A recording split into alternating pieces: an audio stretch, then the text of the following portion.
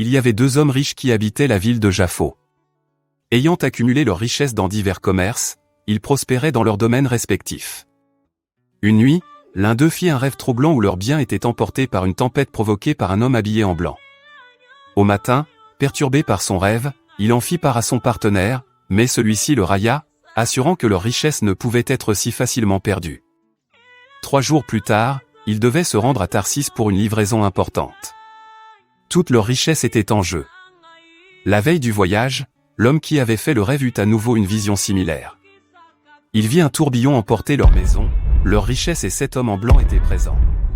Le lendemain matin, il décida de rester à Jaffo pour veiller sur ses biens, malgré les moqueries de son ami et des autres commerçants, il retira sa marchandise de la cargaison.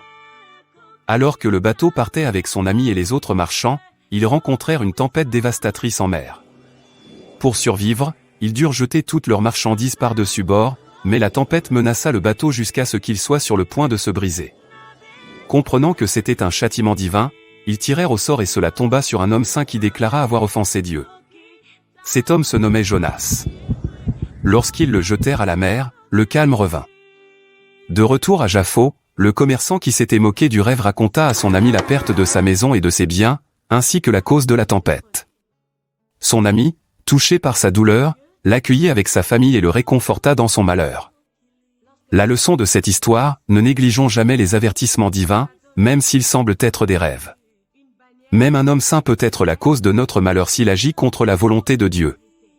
Soyons prudents.